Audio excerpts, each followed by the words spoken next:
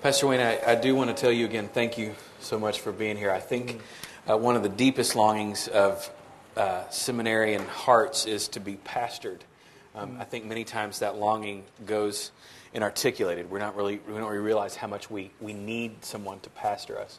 And so I just really appreciate your ministry among us here as a pastor. We always have 3 questions that we start off this interview process with. And last night, Pastor Wayne wanted me to give him the 3 questions in advance, and I told him I didn't want him to overthink it. So you're going to get the raw, unedited responses today to these 3 questions. But as we begin today, I think it would be helpful. You shared a little bit of this in chapel, but could you just talk a little bit about how you discerned a call into pastoral ministry, what that whole process was like for you? Well, yeah, I grew up, in a non-Christian home, but my parents sent us to Sunday school. And so I came to Christ as a teenager. And when I went to college, I had no particular, vocational aspirations, but I had 2 things that were clear to me. One was that I wanted to work with people, and I wanted to serve the Lord.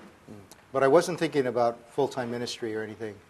And in my senior year in college, I had that panic, like, oh my gosh, what am I going to do next year? Should I be applying for jobs, or should I be applying for grad school? And during that time, I went into this process of discernment with my mentor, who actually was a TEDS grad. And through that time, he felt and I felt that God was calling me to go into campus ministry. So that was enough to get me to think about seminary. Sure. I'd always wanted to go to seminary, but it just seemed kind of self-indulgent because it'd be interesting. Yeah. But at that point, I started making plans to go to seminary. And as I mentioned, when I got there, I really was intending to go into college campus ministry. But the organization that I was with, that I thought I was going to serve with, was actually becoming kind of unhealthy. And I sensed I was starting to phase out. So then when I took this job as a youth director in a church. And it was really through that experience, through that and also seeing some very positive pastoral models in seminary, that God began to just change my heart. And it took several years for him to make it clear to me that I should pursue pastoral ministry instead of campus ministry. What were those positive pastoral models? I mean, what were sort of the features of those positive models for you? Well, I think one was just seeing men and women of God who were, very theologically astute and very dedicated to the Lord, who had been pastors. Okay. And then now we're seminary professors, and still some of them still in pastoral ministry. But it just helped me. It sort of elevated for me kind of the office of pastor, that this could be a noble calling. And I think just a lot of what I learned in seminary about the church, and one thing you realize is, you study church history, you realize the church has always had lots of problems. And it's not just the church in my experience. And yet you also learn about people that were able to make a difference as they answered the call. So for me, I think it was just important to realize that I wanted to serve the Lord, and that this is a way you could really make a difference, is by being a pastor to God's people. Okay, second question. Are there any social, sort of cultural trends that you're seeing? Of course, coming from the Pacific Northwest, I know in many ways the culture is different from what we even have here in the Midwest. But are there any social, cultural trends that you're noticing now that are having an impact on how you engage in pastoral ministry? Do you think it'd be wise for our students to start to think about or to consider even as they're preparing for ministry? Yeah, so many things going on. One thing that I see, that's really affected me is so much more of an emphasis now on team ministry. And I did kind of come out at that time where it's sort of like the solo pastor kind of thing, and I was a solo pastor for many years. And so I've had to make those adjustments as we've grown, as we've added staff, to see that we are colleagues in ministry. And I'm still the lead pastor. There are occasions where I have to make the final call, but those occasions aren't that often. That more and more ministry is collaborative, and sometimes that challenges my personal insecurities and all of that. There are things where I used to plan all the message series and all the titles and all of that, and now my staff wants input on that, things like that. So I think that's a big one, is the collaborative ministry. I think another one is the whole intergenerational dynamic. That a lot of the younger generation, they just approach ministry differently. They're not as concerned about traditions and institutions and or titles or offices. And so They're going to test us by our authenticity, by the genuine sense of community, by whether our faith makes sense, and a lot more processing and dialogue. So I mean, we still have sermons in our church, but also we realize that that's probably not going to be the primary vehicle for people's biblical knowledge or theological education, that so much has to happen more in interactive settings, small groups and seminars and workshops and things like that. So that's affecting us. I think maybe another one is that increasingly, and we see this in the Northwest certainly, that fewer and fewer in the population have church backgrounds. And so a lot of church growth used to be, basically bringing people back who had dropped out of church and trying to show them that church is not like the way you grew up, and we're a new kind of church and all that. But increasingly now, there's just lots of people that have no church background at all. Yeah. And so I think it means, I'm not sure all of what it means. One thing it means, it's kind of good for us to be a portable church, that we meet in a public setting, and it's not stained glass and church buildings and all that. That's actually, although it's inconvenient and a lot of work, there's some good things about that too, that we're out there in the community in a non-churchy kind of setting. And of course, a lot of things that churches all over are experiencing. We're becoming more casual dress, contemporary worship, in some ways more interactive, greater use of the media to communicate. And so we're in the stream. I know everybody's dealing with the same issues, but I think that's really cool. I think another thing that's happening and is that there's been a lot of mentality in American evangelicalism that bigger is better. And I think that's really being questioned and challenged now. And there's a lot of things that actually become very difficult when a church becomes too large. And we've seen it. Our church has grown. We started with about 35 people. We're up around 500 now. We're not a mega church.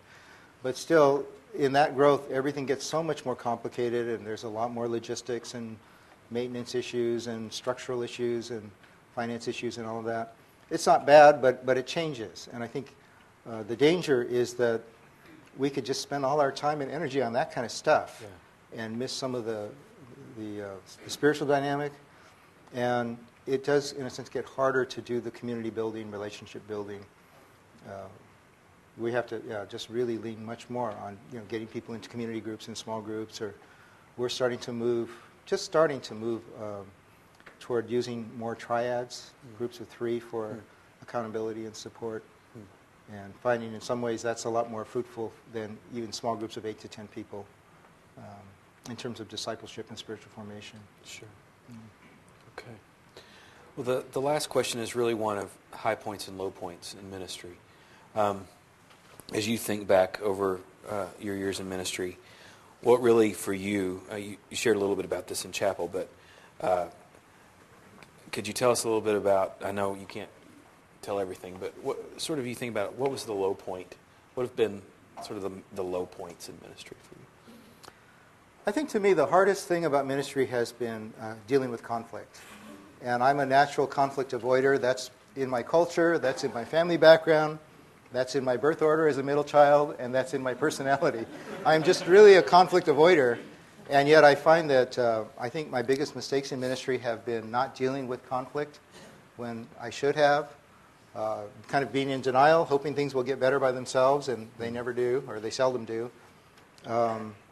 So the incident I talked about in chapel was a conflict situation with a staff member. That was, to me, the most painful experience I've had.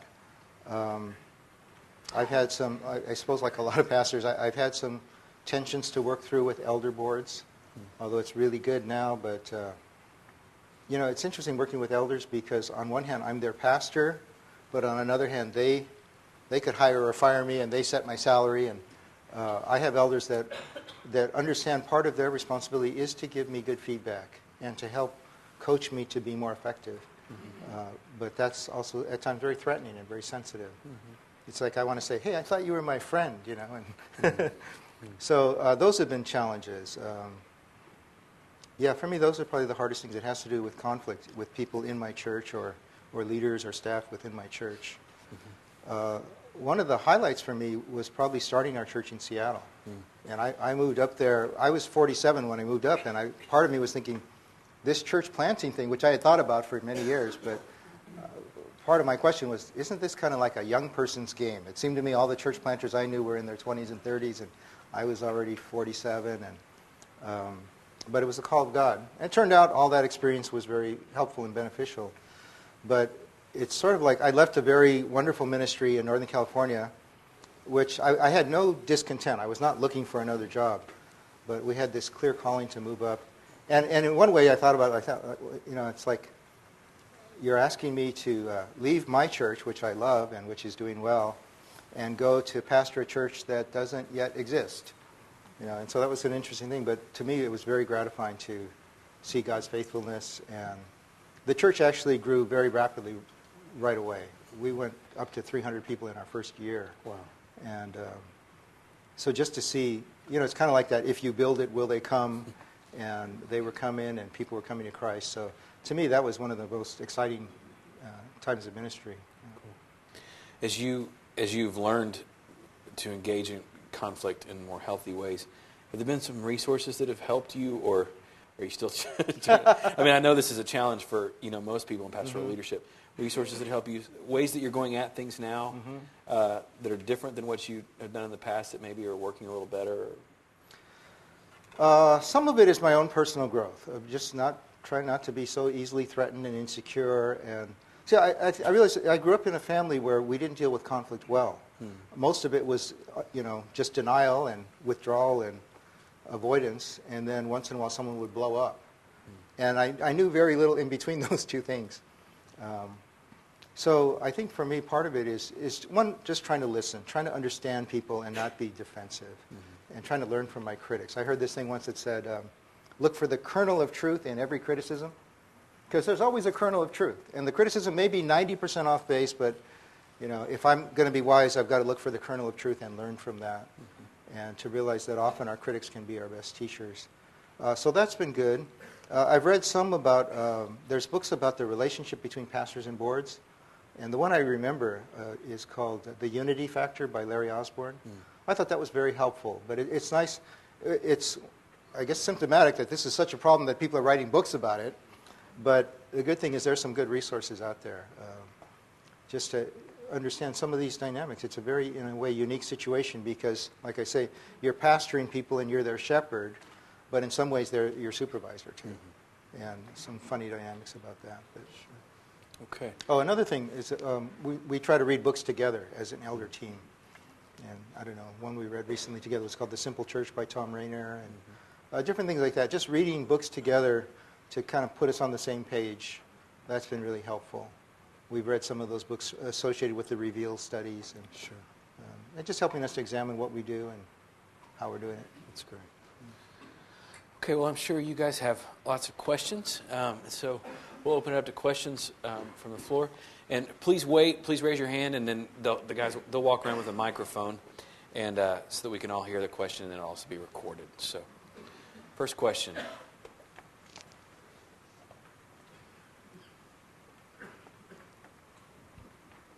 I had a question for you about if you can think back to your first year, first 2 years out of seminary. What were some of the biggest adjustments for you, and if you were married or had kids, for your family, as you're making that adjustment from going to seminary to now into ministry full time? Okay, that's a good question. My experience was I spent 7 years not only in seminary, but I was in basically the same church that whole time. And I went from a half-time youth director to be a full-time assistant pastor. And then at the end of that 7 years, I got married, and during our engagement period, we accepted the call to move from Southern California to Northern California. So it was a strange time because you're happy about getting married, but I was grieving about leaving this church I had been with basically through most of my 20s. And right after our honeymoon, we moved up to 400 miles away into a new community, and it was a big adjustment to be married, to be in a new community and a new church, but also for me a big role change from being an assistant pastor to being a solo pastor of a very small church. We had about 35, 40 people when I got there. So I felt a lot of pressure to, one is I had never preached regularly. I used to preach once a month or when the senior pastor went on vacation. So speaking every week, although I loved it, was a tremendous burden. It's like the weekly anchor that you carry. So that was a big adjustment. It was a hard year for our marriage. We've been married for 26 years now, but that was our hardest year. And a lot of it was I was going through so many adjustments. My wife was too. And we were kind of removed from our support structure because we had moved away. So those were challenging things. The church was wonderful. They were very warm and welcoming. My wife, neither of us grew up in Christian homes. And she had these fears about what would it mean to be married to a pastor. She used to say to me, I want to marry you, but I don't want to marry a pastor. Or I don't want to, no, she didn't say I don't want to marry a pastor. She said, I want to marry you, but I don't want to be a pastor's wife. And so, well, that's going to be tough, But she had these fears, like, what are they going to expect of me? And the pastor's wife of the church that we were in, when I was an assistant pastor, played the piano, taught Sunday school, led the Women's Missionary Society. And my wife was thinking, I don't do any of those three things. So there was just a fear about the expectations. And God bless them, the people in our church in Berkeley and Oakland, they just accepted her as she was and didn't put any of those trips on her and gave her the freedom and space to, just to be herself and to gravitate toward ministries where she had a gifting and passion. So that was great. I did feel some pressures because, and I don't know, it's just, I had been an assistant pastor, but it was something different about being the senior pastor or the solo pastor. It's kind of like, the buck stops here. And the weight of responsibility for wise decision-making, to me, is one of the biggest challenges. Yeah. I'm not sure if I answered your question. Yeah. More questions?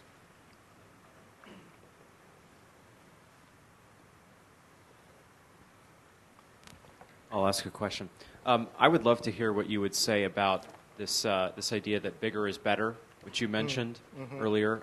Many of us have grown up in, all of us, I guess, in some sense, have grown up in the age of the megachurch. And so whether we want to or not, the ideal church can look a lot like a megachurch. And that's not to say megachurches are necessarily wrong or something. A lot of times they experience explosive growth for good reasons. Yeah. However, could you just talk through that, bigger is better, and your position?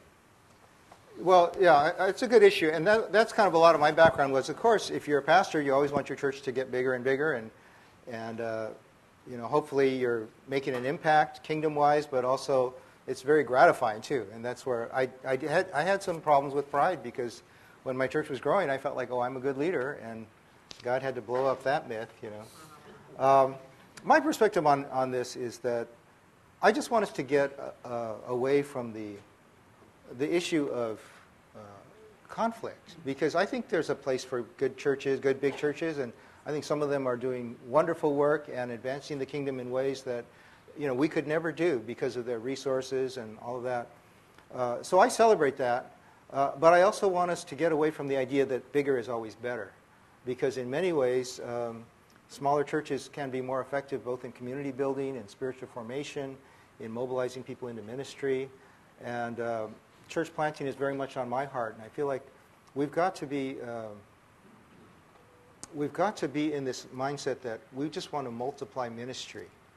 And every church we plant doesn't have to be a big church. If we have a certain set model of what a church has to look like or what a church plant has to look like, we're going to have problems.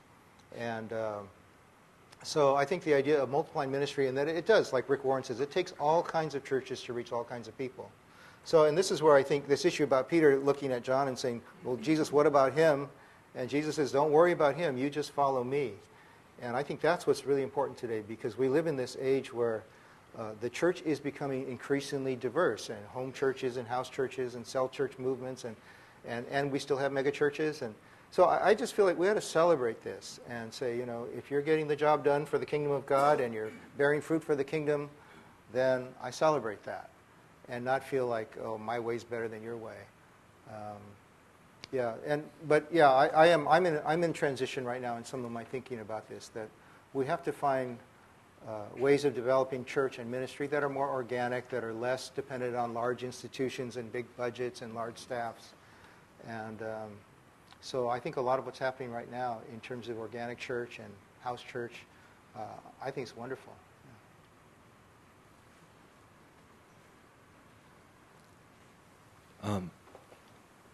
I thought I heard that you're part of a multi-ethnic church, and I just wanted to know how you think that would look differently with the Asian American core, especially with the issues of identity and stuff like that that's going around in discussion. Okay, well, and we're multi-ethnic, but we're still mostly Asian. And one of the things about our church is we were planted out of a Japanese American church in Seattle.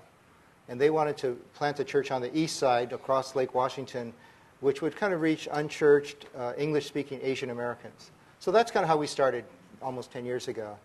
And, but what we've done is we try to never say we're an Asian American church.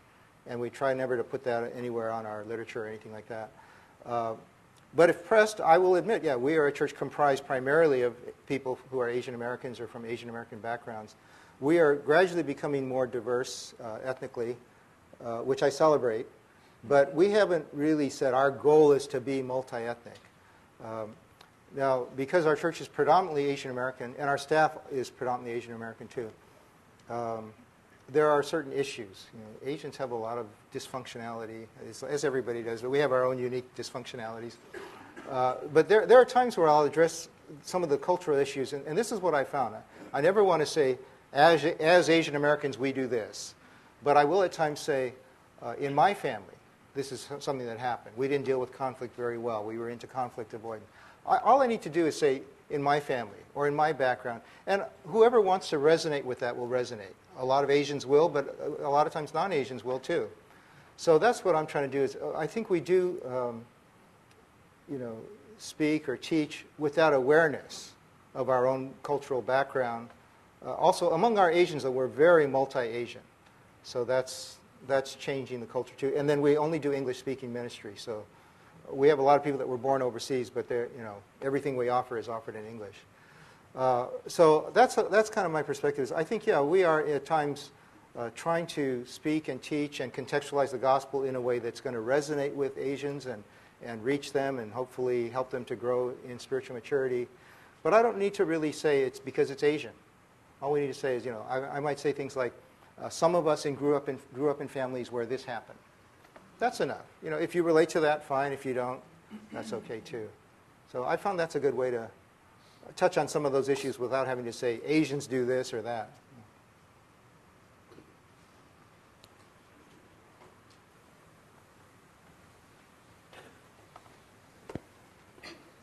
I'd just like to find out further, what are some of the ethnic groups in your church, Asian American church? And what is the unique of the Asian American, which is different from African American or English-speaking American church? Okay, the ethnic makeup of our church, we started, as I said, we were planted out of a Japanese American church. And when we started, we were kind of about half Japanese and half Chinese. I mean, probably 80 to 90% of our church was either Japanese or Chinese. Over the years, that's diversified. Those are still the largest groups, is Japanese and Chinese. But we have a sizable number of Korean and some Filipino and increasingly some Southeast Asian, Vietnamese, Cambodian. But the biggest group is Japanese and Chinese, and the other groups. In terms of the uniqueness, I don't know how to talk about that. I feel like there's some tendencies, some trends, you know, emphasis on the family, the nuclear family and the extended family. Hesitancy to share. You know, like in small groups, we really want to emphasize vulnerability, authenticity. The Bible says in James 5, confess your sins to each other. That is so hard for Asians, really hard. I mean, I remember growing up in my family, my mom would say, don't tell anybody outside our family this, you know. So it's kind of like, oh, okay, you learn this powerful message that everything's secret. So now we're the family of Christ. And we read all these things in the Bible about bear each other's burdens and confess your sins to each other and forgive one another. And so I feel like maybe especially Asians have a hard time with a lot of those issues. But on the other hand, there's some wonderful things too about Asian culture that I think resonates with some of the biblical faith, you know, about being kind and considerate and patient and a lot of those things. The emphasis on family and community, those things can be really good. Kind of a story narrative culture. So there's some wonderful things, but every culture too has some places where we kind of are in tension with biblical teaching. And we just have to help walk people through that. I can't really address your question about how is it different from African culture or Hispanic culture. I don't know. I just got back from a 2-week trip in Africa, South Africa and Kenya. And interesting, our group, there were 8 of us, and 2 of them were Korean pastors, Korean American and Korean Canadian. And 2 of them were African American pastors. Then there were my wife and I, we're from Japanese American background. And then there were 2 guys from Hawaii. One was Korean from Hawaii, and the other guy is Filipino from Hawaii. So that was an interesting group where you could really see some of the cultural differences. And it was just a lot of fun. But, I don't know, so much of, God is God, Bible is the Bible. And I think what happens is different cultures maybe can come at the Bible and maybe see some things that other cultures might miss. And like one of them is, in American culture, we have tended to approach the Bible very much individualistically. And it's about me and God. And I think some of the other ethnic cultures are much more aware of the communal aspects of the gospel and the fact that we are the people of God and grow together that way.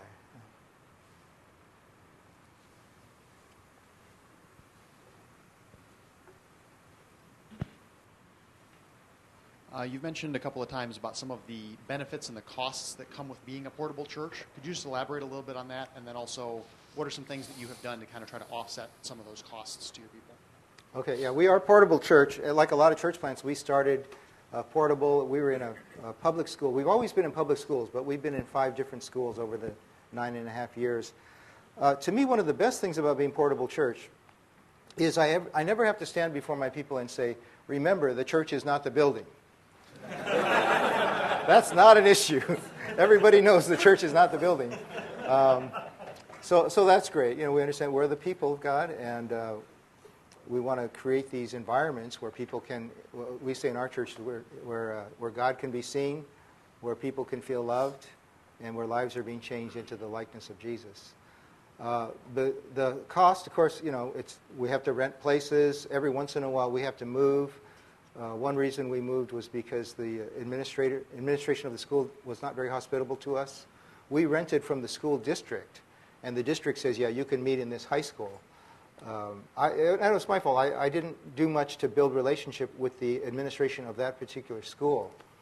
And as the months went by, it became very apparent they didn't really want us there. There were days we'd show up on a Sunday, and certain gates that were supposed to be open were not open.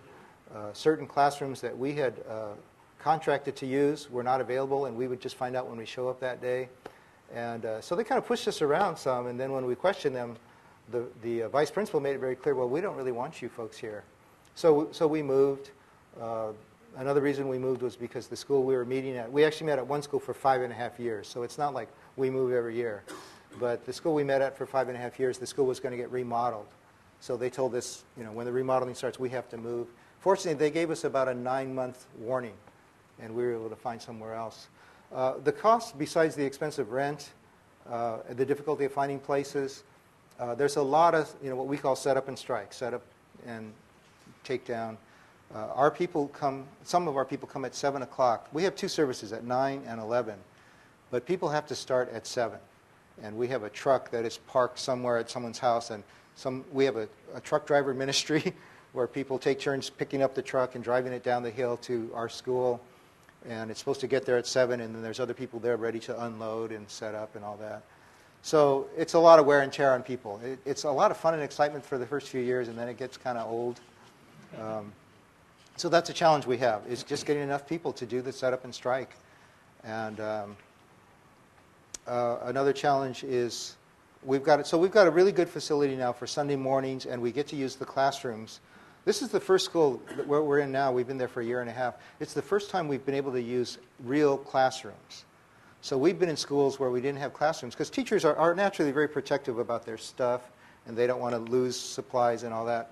So we would do Sunday schools in hallways, in corridors, in lobbies, and lounges, and libraries, and So that's a big challenge about portable church. It's not just the worship space and setting that up, but it's the classrooms. Another challenge is finding places to meet during the week. And so we have an office where we can have some meetings, but if it gets too big, then we rent other churches we have what we call ministry community gathering, which is kind of our committed members, and we gather them all together every 2 months. Usually that's too many people for our office, so we rent other churches in the area. It's usually on a Saturday afternoon, includes potluck dinner. So we're doing portable church. Now the great thing about it, there is a downside. It's a lot of work and a lot of hassle. The great thing about it, though, is that we're not sinking that much money into facilities. And so we've been able to accumulate savings over the years, and now we're pouring a lot of our savings into ministries that are helping address issues of injustice and poverty. And so that's just been wonderful. We're going to give away over $200,000 this year to those kind of causes. And I don't think we would have been able to do that if we had bought this big building for millions of dollars, and we'd be really laboring under the weight of that mortgage. So a lot of our people who in past years have said, when are we going to get our own place and all that, now they're saying, oh, it's so good we didn't get our own place because we have all this money to give away right now. So it's been good. Some churches will say, we are committed to never owning property. We have not said that. We've said, we will seek to own property if and when that best helps us fulfill our mission. And so far, it's not a big deal for us. But it is very important that we have a stable ministry center where we have our offices and enough space for meetings like our youth group, a place where our worship teams can practice, things like that. So that's very important. And we haven't bought places, but we've had long-term leases, 3 years, 5 years.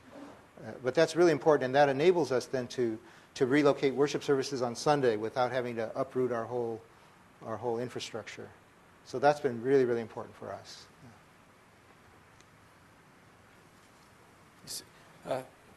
Cool. Would you share with us what you do personally to cultivate love relationship with Christ on a daily basis? To cultivate what? Love relationship with Love Christ. relationship with Christ. Well, that's a struggle. To me, the most important thing is just trying to make sure I'm spending time alone with the Lord, and being in the Word regularly. I'm not one of those people that says you should never study in your devotions what you're going to preach on. But I do feel like I need to have a devotional life beyond what I'm preaching or teaching.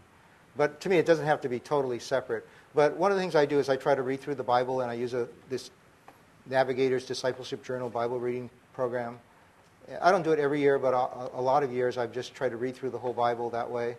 And one of the things that's really helpful for me actually is to take personal retreats, which to me, my idea of personal retreat is I need to try to get away for at least 48 hours. It's usually 3 days and 2 nights. And I'll try to go to a retreat center or, just someplace where I can get alone. And, I don't take my computer. I don't, do email or anything like that. But it's just a time for what I call unhurried time alone with God. We all know time alone with God is important, but, I have to really work hard to find unhurried time alone with God. But that's been really important for me. And every time I do that, I feel like, oh, this was so good, so refreshing, and I need to do it more often. But you just got to schedule it. The other thing I found in this 48 hours, typically the second 24 hours is much better than the first 24 hours. The first 24 hours, sometimes I'm just so tired, or I'm so distracted, or I'm winding down and all of that. But, I'll try to journal, I'll try to read, I'll try to walk a lot, and just think and pray while I'm walking and enjoy God's creation. But it gets really rich the second 24 hours, and then I always feel like, oh, I don't want to leave. I wish I didn't have to leave. But that's been important for me, just to find some unhurried time alone with God and more extensive time. I do believe very strongly that it's really important to have a daily quiet time. But beyond that, I need more extended times. And especially where I'm in a different setting, and if I can get outdoors, that really helps. And kind of catch up on my journaling. I wish I was better. I'm not a good regular journaler, but I really do a lot of catching up on journaling when I'm on trips and things. Another thing I want to say about that is, and just put in a little plug, I think it's really good for pastors to go on short-term mission trips. And not every day, but that has been so refreshing for me. I've been going to Southeast Asia for the last 4 years, either Cambodia or Vietnam, and had some opportunities to do pastoral training and things like that in those countries. And now I have 5 other pastors on my staff. we're trying to put in budget money and say, all of you try to go on a short-term mission at least once every 2 years. Because it just, besides whatever good you could do for the people there in the kingdom, I think it just does your own soul a lot of good. It kind of reminds you of the bigger picture, and get out of your own ministry setting and do ministry somewhere else. See how God is at work among other cultures. Rub shoulders with saints in other cultures who often have suffered far more than us. And there's just a vitality about that. So I feel like it's important not just for mission's sake, but for spiritual formation's sake, for church leaders to try to get some cross-cultural experience.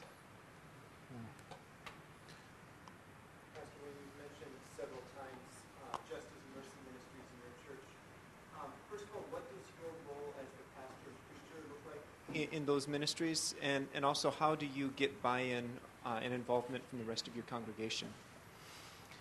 Well, I think my role is a lot to just teach the Bible and teach the Word and try to help people see these things. So one of the things we did last year, we always try to have a theme for each year. And a lot of our themes are about spiritual development kind of themes. But we decided our theme for last year was going to be Follow Jesus, Change the World.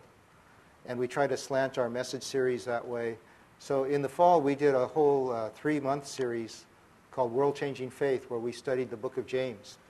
And that was really good. On Sundays, every week was on going through James, and then a lot of our Bible study small groups were doing the book of James. The other thing we did was we tried to encourage everybody in the church to read this great book called The Hole in Our Gospel. Richard Stearns is the USA president of World Vision. And that's an awesome book. I read that book the summer before, and I thought, it's one of those books. I read the book, I thought, I want everybody in my church to read this book. And so we did that. We got copies we got hundreds of copies, and we got this incredible deal from World Vision, and we're able to sell the books for $8. It's a $24 book. And we had Richard Stearns come and speak in our church. But so a lot of us, we're studying the book of James, but also having people read The Hole in Our Gospel. And all our small groups were either doing James or the study guide for Hole in Our Gospel. But that was cool. But in conjunction with that, we were publicizing 4 Advent conspiracy projects. And the one was building a well in Kenya. Another one was giving scholarships to students to enable them to go to school in Kenya, in Nairobi. And another one was funding an aftercare facility through International Justice Mission in Cambodia. And then our 4th project had to do with providing the money and assembling World Vision AIDS caregiver kits. And something we can all do, we can assemble those kits after service and things like that. So we're growing in these areas. We have been kind of deficient, and we had to admit that up until recently, I think our expressions of Christianity were too much focused on ourselves and our needs and our church. And we're repenting of that, and we're saying, God has so much on his heart. So my role as senior pastor, I think a lot is to cast that vision and to teach that, and then also to free up my staff to develop some of those projects. I have a missions pastor, and she really took the ball and initiated a lot of those Advent conspiracy projects. And then we've been sending teams. We send mission teams to several parts of the world, but one thing that happened in our church was one of our families, a pretty wealthy dentist, he and his wife and their 4 young children sold their dental practice in Bellevue and sold their big, beautiful home in Bellevue and moved to Nairobi, Kenya, about 3.5 years ago to start dental clinics and Bible schools. And so he's kind of become our contact in Nairobi. In the last 3 years, we've sent teams to work with him. And there's a tremendous amount of momentum in our church now toward that particular area, because we're having teams come back and share and show the pictures and the videos. And my wife and I just got to go to Kenya for the first time last month, but our daughter had already been there last summer. And so I think it's really cool to try to find a particular area or ministry where you can build a relationship. We kind of have a sister church now in Nairobi, and I got to meet the pastor last month, but I felt like I already knew him through all the videos about him that we've shown and things like that. And your question about how do you get everybody to buy in, I don't worry about that. Everybody's not going to buy in. But we haven't had much pushback, though. We found that most people are very excited. We found out that a lot of people in our church wanted to be challenged more. And they're just really rising to the challenge. It's very exciting. I believe we've got time for 2 more questions. I just wanted to ask what sort of interaction you have had with Bellevue, which is where I believe your church is located at, and how you've been able to interact with that community, and just kind of your understanding of the cultural context of Seattle. Yeah, we are in Bellevue, which is called, up there, it's called the East Side, and it's just across the lake from Seattle. We're only like 20-minute drive from Seattle. But Bellevue is a fairly upscale, affluent community, although not all of it. And so our church we started in Bellevue. We've been in Bellevue for about half of our 10 years. 5 years we were at Issaquah, which is right on the outskirts of Bellevue. But some good things are happening in Bellevue. One is that I'm part of a group of business leaders and senior pastors that meet for lunch once a month. And we're talking about how we can reach Bellevue and the East Side for Christ. So one of the things that's come out of that is about once a quarter there's a big men's event, and they rent the Maidenbauer Center, which is this huge convention center. And we've had Chuck Colson come in and Stu Weber and different people like that. Another thing that we've done, and this started years before we got involved, but once a year there's what's called Jubilee Service Day. And some people from First Presbyterian Church in Bellevue actually started this. But now I think about 30 churches on the east side collaborate together on this one day where we serve our community. We serve all 9 elementary schools in Bellevue. And this could be helping teachers set up their classrooms. It could be landscaping.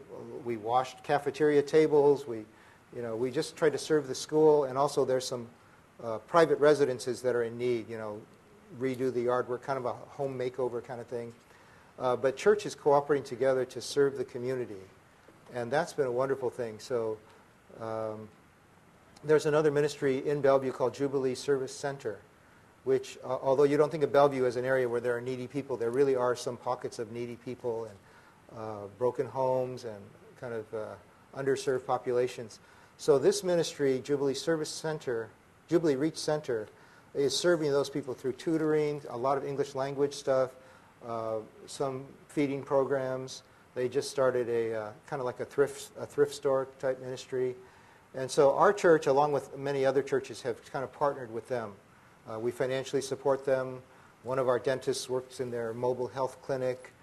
People in our church do tutoring there and things like that, after school care, things like that. So it's been wonderful because they're doing something that all we need to do is just partner with them.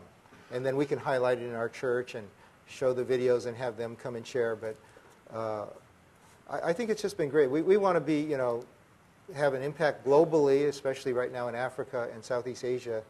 But also we realize we need local things where people can really get involved and do some hands-on work.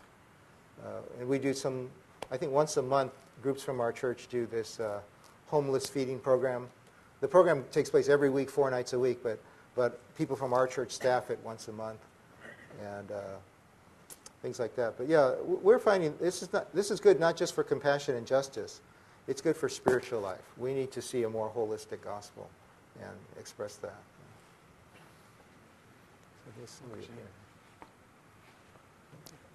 Was that the last question? I think so. Hi. Earlier during chapel, you kind of talked about your early years as a Christian, and I wanted to ask, what was it about the church that you and maybe your peers were kind of against as an institution, and how did those views change positively going into pastoral ministry and now being a pastor of a church? Okay. Well, the first thing I want to say is I grew up in a wonderful church. It was kind of a small Japanese-American church, 100-something people. And I came to Christ through that church, and it was really good. I think a lot of my kind of negative attitude toward church developed in college when I was part of this kind of radical, it started out as a student ministry, then it kind of became a community, eventually kind of became sort of a cult.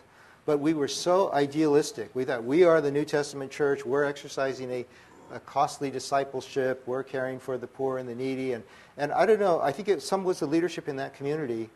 I thank God for them because they had, they helped me grow in the Lord. But I think some of the mentality was not healthy. Some of the mentality was, we're the New Testament church, and like I said, it's kind of condescending toward a lot of what we would call the established churches, the institutional churches. So I developed that negativity during those years. And what changed was, one thing was just working in the church. When I started as a youth director in a church, a long-standing established church, one thing I realized was that these are good people. They love the Lord. We used to look down on them and think, oh, they're half-committed, lukewarm, suburbanite, middle-class Christians. All that was kind of viewed negatively. But these are wonderful people who love the Lord, who are, doing their best to serve Him. So that was very eye-opening for me. The other thing that happened, though, is that once I got on the inside and was put on staff, I realized change does not come easy. It's easy to stand on the outskirts and say, why don't they change all this stuff? But when you're on the inside trying to work for change, you realize, this is not easy. It requires a lot of patience and love and process and teaching and vision-building experiences and bringing people along gradually. The saying about leadership that the leader who gets too far out in front of the people gets mistaken for the enemy. I think that's a lesson we've got to learn, that we want to lead people, but if we're too far out in front of them, we look like the enemy to them. So I had to learn a lot of things about change process. I do believe that the call to be a pastor is the call to be a change agent, but I want to initiate change in a way that's healthy and that doesn't blow up the church. It does no good just to advocate for change if I'm hurting people and stepping on them and destroying their church in the process. So that's been helpful for me, is to realize these are good people who love the Lord. The churches I've been in, we all would say Jesus is Lord and the Bible is God's Word. And I believe that in a church that really believes that Jesus is Lord and the Bible is God's Word, in that church there are already the seeds of renewal. That there's hope for renewal in a church that would just say, we're going to follow Jesus and we're going to try to live by the Bible. And then we can show that the Bible is a book about renewal, about evangelism, about compassion, justice, about ministry, about kingdom work. And so I have not been in churches where they're not sure if the Bible is God's Word. And truthfully, I don't think I would take a position for me in that situation, because I feel like we've got to start with that understanding. Jesus is Lord, the Bible's God's Word, and then we can talk about, and what would Jesus want for this church? What might He want to change? How would He want us to grow? And to me, that's been the fun journey. That's the pastoral journey. Thank you very much. Let's express our appreciation to